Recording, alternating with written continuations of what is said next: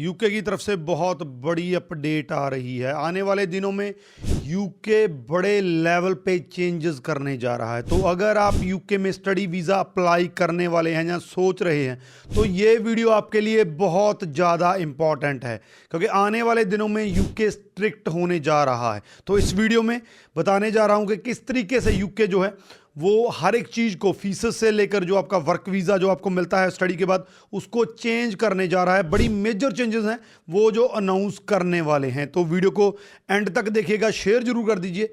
उससे पहले हमारा यूट्यूब चैनल जरूर सब्सक्राइब कर लीजिए, क्योंकि इस पर आपको ऐसी ही लेटेस्ट इंफॉर्मेशन देखने को मिलती है। तो बात करते हैं यूके की जो चेंजेस आने वाले दिनों में अनाउंस हो सकती हैं। अगर आप यूके का स्टडी वीज़ा अप्लाई करने जा रहे हैं, जहां सोच रहे हैं, तो this is the right time जब आप अप्लाई कर सकते हैं। उसका रीज़न ये है कि जो चेंजेस मैं आपको बताने वाला हूं उसमें से मेजॉरिटी ऑफ चेंजेस अभी लागू नहीं हुई हैं।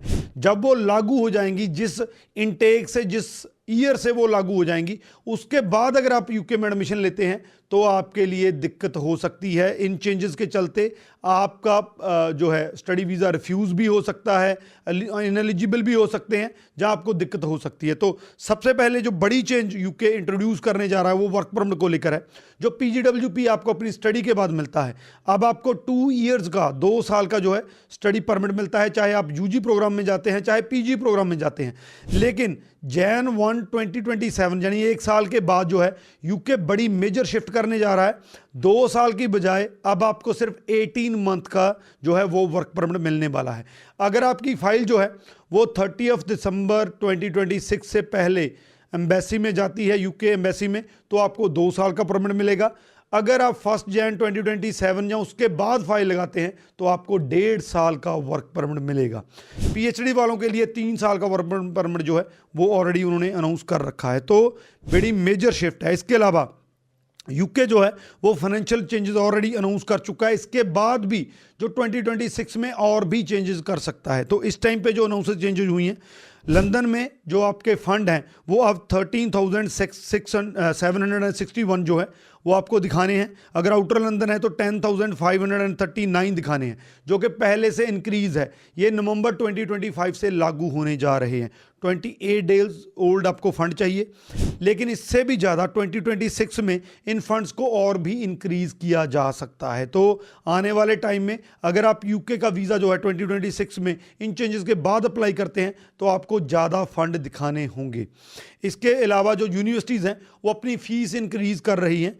फीस इंक्रीज़ का मतलब जो है, जो एट प्रेजेंट फीस है उसको इंक्रीज़ कर रही हैं। और साथ में अगर कैश लेटर के लिए, जिसके साथ आपकी फ़ाइल लगती है, उस कैश लेटर के लिए इस टाइम पे अगर यूनिवर्सिटी की फ़ीस 50% मैंडेटरी है तो वो उस 50% को 70% या 100% मैंडेटरी करने जा रही हैं। तो 2026 में सिर्फ यूनिवर्सिटीज़ की फ़ीस ही इंक्रीज़ नहीं हो सकती है, बल्कि कैश लेटर की, जिसको पे करके आप अपनी फ़ाइल लगा सकते हैं। आमतौर पे बहुत से स्टूडेंट इसको पे करके अपनी फ़ाइल लगाते हैं, वहाँ पे जाते हैं, काम करके दूसरी फ़ीस अपनी निकालते हैं। लेकिन ये फ़ीस जो है वो इंक्रीज़ होने जा रही है। वो 70 to 100% तक फ़ीस जो है, पूरी की पूरी फ़ीस, जैसे कनाडा में फुल 1 ईयर की फ़ीस पे करनी पड़ती है, तो ऐसा रूल जो है, जैसी चेंजेस 2026 में आने की पॉसिबिलिटी है। और थर्ड जो सबसे इम्पॉर्टेंट है वो लैंग्वेज को लेकर है।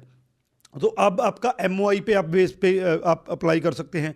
IELTS में स्कोर कम है, PT में स्कोर कम है तो भी अप्लाई कर सकते हैं। लेकिन 2026 में यूके लैंग्वेज को लेकर स्ट्रिक्ट होने जा रहा है। MOI बिल्कुल हटा दिया जाएगा। वो तो Jan 1, 2026 से ही उठाने जा रहे हैं, Jan जो इनटेक आने जा रहा है।